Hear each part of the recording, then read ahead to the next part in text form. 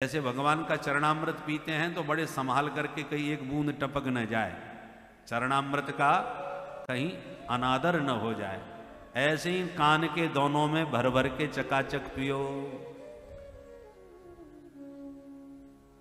कौन पिए? बोले रसिका भुवि भावुका। हे रसिक जनो, हे भावुक जनो, तुम आकर के इस रस का पान करो, क्योंकि तुम इस रस के पिपासु हो। नैमिषारण्य की पुण्य भूमि में सूत जी सौनकादि ऋषियों को यह पावन कथा सुना रहे हैं। प्रथम अध्याय में 6 प्रश्न पूछे हैं सूत जी महाराज से सौनकादि ऋषियों ने। पहला प्रश्न किया, महाराज घोर कलयुग आ चुका है, कलयुग में लोगों की बुद्धि भी मंद है और भाग्य भी मंद है। ऐसी स्थिति में इन बेचारे कलयुग के कलुषित प्राणियों का कल्याण कैसे होगा?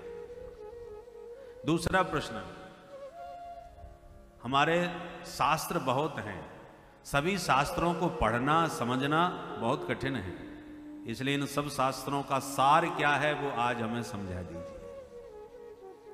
तीसरा प्रश्न, भगवान सर्व समर्थ हैं, सृष्टि करने में, सृष्टि का संहार करने में भी सक्षम हैं, तो छोटे मोटे राक्षसों को मारने के लिए बार बार स्वयं उनका अवतार क्यों होता है?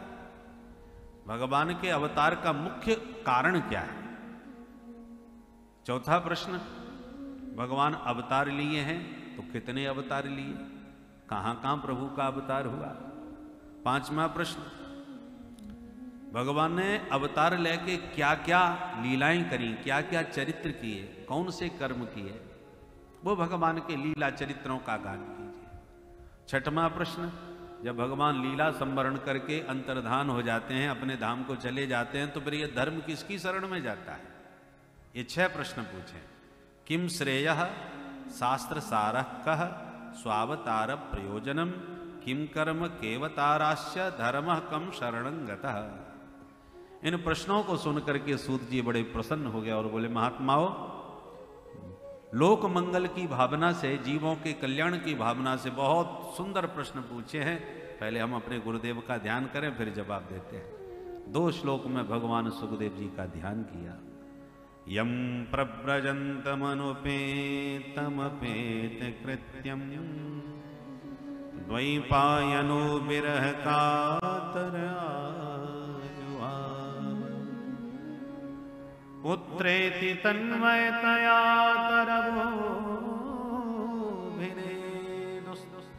तम सर्वभूत हृदयम् मुनिमानतोऽस्मि। यस्वानुभावमखिल श्रुतिसारमेकम् अध्यात्मदीपमतितीरिषितान्तमोऽन्धम् संसारिणां करुणयाः पुराणगुह्यम् तं व्याससूनुमुपयामि गुरुं मुनीनाम्। इन दोनों श्लोकों में सुखदेव जी का ध्यान है। जिन सुखदेव जी महाराज ने जन्म लेते ही माता पिता को छोड़कर वन की ओर प्रस्थान किया। यम प्रव्रजंतम, केवल ब्रजंतम नहीं, प्रव्रजंतम, हमेशा के लिए वन को चले गए।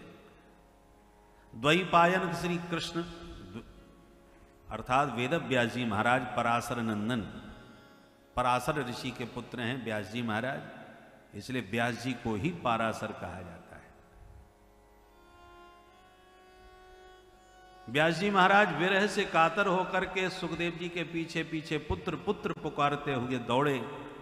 जंगल के वृक्षों से भी पुत्र पुत्र पुत्र शब्द की प्रतिध्वनि जंगल में गुंजायमान हो उठी।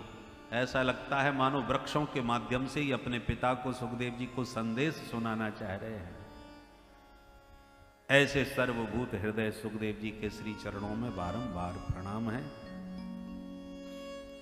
जिन सुखदेव जी महाराज ने समस्त श्रुतियों का सार निकाल करके श्रीमद् भागवत के रूप में ऐसा अध्यात्म का एक दीपक जलाया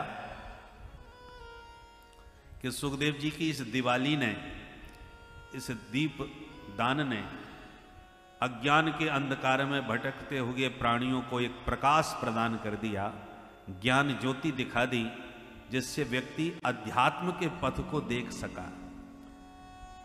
तितीरिषिताम तमोंधम, अज्ञान के घोर अंधकार को पार करके संसार के जीवों को एक अध्यात्म का रास्ता दिखाने वाले, जीवों पर कृपा करुणा बरसाने वाले व्यास नंदन भगवान सुखदेव जी के श्री चरणों में पुनः पुनः प्रणाम। सूत जी कहते हैं, ऋषियों, जीव मात्र का एक ही परम धर्म है कि भगवान से प्रीति हो जाए, भगवान के चरण कमलों में अनुराग हो जाए। और वो भगवान के चरणों की भक्ति कैसी होनी चाहिए? अहेतु की अप्रतिहता। भक्ति में कोई हेतु नहीं होना चाहिए कि हे भगवान बहू के बेटा हो जाए तो एक भागवत हम बचाए देंगे, तो पहले भगवान बेटा दें, इसके बाद में भागवत दो आप कराओ। तो ये लेन देन का जो व्यवहार संसार में चलता है वो भगवान से भी हम करने लगते हैं। भगवान की भक्ति हेतु रहित होना चाहिए, भक्ति में कोई हेतु नहीं होना चाहिए कि ऐसा आप करोगे तो हम भी ऐसा करेंगे, ऐसा नहीं। भगवान से स्वाभाविक प्रेम होना चाहिए। तो भक्ति की पहली शर्त है अहेतु की, दूसरी शर्त है अप्रतिहता। भक्ति में अवरोध ना हो कि संकट पड़ा तो भगवान याद आ गए और कोई बात नहीं तो भगवान की जरूरत भी नहीं। तैल धारावत, जैसे तेल की अखंड धारा गिरती है, गंगा प्रवाहवत, जैसे गंगा जी की धारा अविरल प्रवाहित रहती है, ऐसे भगवान के चरण कमलों में हमारी प्रीति, हमारा प्रेम अविरल होना चाहिए, अखंड होना चाहिए। खंडित प्रीति न हो, अखंडित प्रीति का प्रवाह चले। मनुष्य जीवन का उद्देश्य ही भगवान की प्राप्ति है। अन्य 84 लाख योनियों में कोई नहीं जानता भगवान क्या भला है।